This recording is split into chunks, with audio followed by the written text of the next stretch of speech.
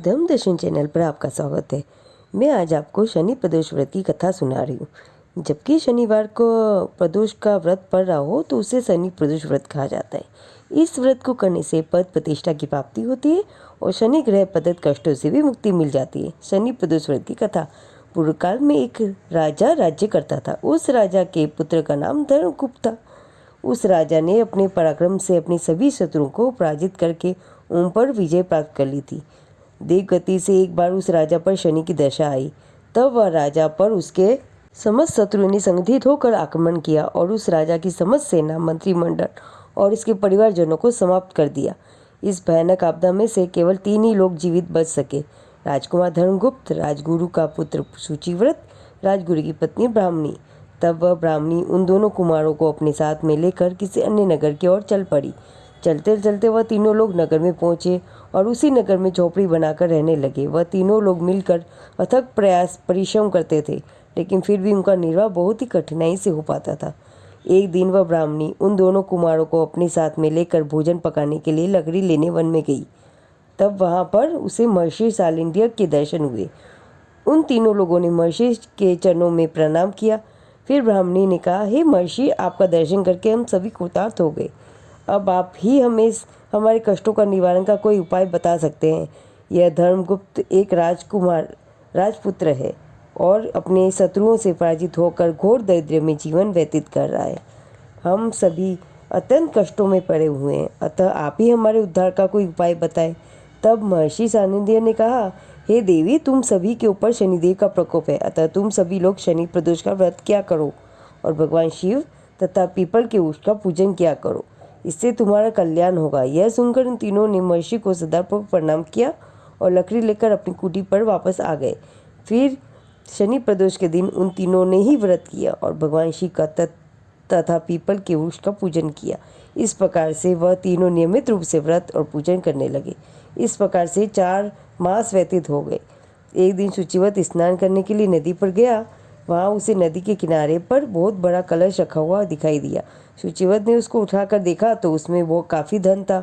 शुचिव्रत उस कलश को उठाकर घर ले आया और घर जाकर अपनी माँ से बोला, हे माँ, भोलेश्वर ने इस कलश के रूप में हमें धन दिया है। तब माँ ने कहा, बेटा, तुम दोनों भाई इस धन को बराबर बांट लो। शुचिव्रत ने प्रसन्न होकर राजकुमार धर्मगुप्त से कहा, भैया, तुम अपना हिस्सा ले लो। लेकिन राजकुमार ने कहा, माँ, मुझे कोई हिस्सा नहीं चाहिए, क्योंकि अपने सुकर्मों से जो भी मनुष्य जो कुछ पाता है उस पर केवल उसी का ही अधिकार होता है और उसको स्वयं ही उसे भोगना चाहिए। किसी दिन भोलेश्वर स्वयं शंकर मुझ पर भी कृपा करेंगे। इस प्रकार शनि प्रदोष का व्रत करते हुए उसे 1 वर्ष व्यतीत हो गया। बसंत ऋतु का आगमन हुआ। राजकुमार धर्मगुप्त और शुचिव्रत दोनों घूमने के लिए गए। वन में घूमते हुए दोनों काफ़ी दूर निकल गए। वहाँ उन्होंने अनेक गंधर्व कन्या को खेलते हुए देखा। उन गंधर्व कन्याओं में से एक प्रधान सुंदरी उस राजकुमार पर मोहित हो गई और अपनी सखियों से बोली, यहाँ से थोड़ी दूर एक सुंदर वन है। उस वन में अनेक प्रकार के फूल खिले हुए हैं। तुम सब जाकर उस फूलों को तोड़कर लाओ, तब तक मैं यहाँ बैठी हूँ। सखियाँ आज्ञा पाकर चली गई और वह गंधर्व कन्या उस राजकुमार पर दृष्टि जमाकर बैठ गई। राजकुमार उस गंधर्व कन्या के पास चला गया। गंधर्व कन्या से पूछा, आप कौन हैं? किस देश में रहने वाले हैं? आपका आगमन कैसे हुआ? राजकुमार ने कहा, मैं राजकुमार धर्मगुप्त हूँ। शत्रुओं ने मेरे माता पिता को मारकर मेरे अन्य राज्य को अधिकार कर लिया है। मैं राजगुरु की पत्नी के साथ रहता हूँ। वे मेरी धर्म की माँ है।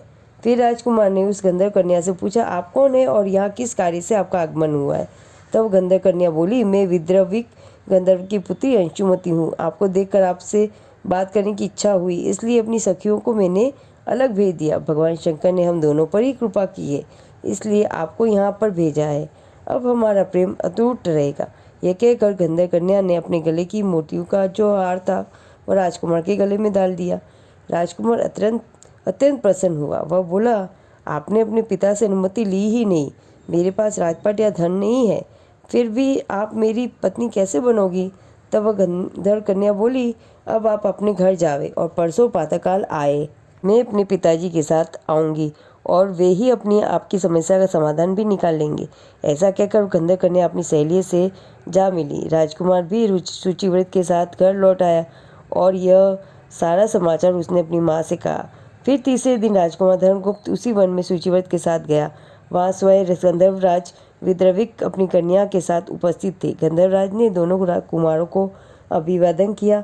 फिर उसने राजकुमार से कहा, मैं परसों कैलाश पर गौरी शंकर के दर्शनों के लिए गया था। वहाँ शंकर जी ने मुझसे कहा, गंधर्वराज, पृथ्वी पर धर्मगुप्त नामक राजकुमार है, उसने के शत्रुओं ने उसके परिवारजनों को मार दिया है और वह राजकुमार शनि प्रदोष का व्रत करता है और सदा मेरी सेवा करता है। तुम उसकी मदद करके उसके शत्रुओं से उसका राज्य दिलवाओ। शंकर जी की आज्ञा पाकर मैं अपने घर चला आया। घर पर मेरी पुत्री अंशुमति ने तुम्हारे विषय में बताया। भगवान शंकर की आज्ञा व अंशुमति के मन की बात जानकर मैं यहाँ आया हूँ। मैं अपनी पुत्री आपको सौंपता हूँ। आपके शत्रुओं को परास्त करके आपका राज्य भी मैं ही दिला दूंगा। यह कहकर गंधर्वराज ने अपनी कन्या का विवाह राजकुमार के साथ कर दिया। अंशुमति की सहेली का विवाह सूचिव्रत के साथ में कर दिया। राजकुमार की मदद के लिए अपनी चतुर्गनी सेना भी भेज दी। राजकुमार ने गंधर्वराज की चतुर्गनी सेना की मदद से अपने शत्रुओं को परास्त कर अपने राज्य पर अधिकार कर लिया। उसने अपनी धर्ममाता को ब्राह्मणी को राजमाता बनाया और सूचिव्रत को मंत्री नियुक्त किया। इस प्रकार शनि प्रदोष व्रत के प्रभाव से राजकुमार धर्मगुप्त को अपना राज्य वापस मिल गया और वह अनेक सुख भोग कर अंत में शिवलोक को प्राप्त हुआ। हे शिव जी भगवान, जिस तरह धर्मगुप्त पर कृपा करी वैसे ही सब पर कृपा करना। ओम नमः शिवाय।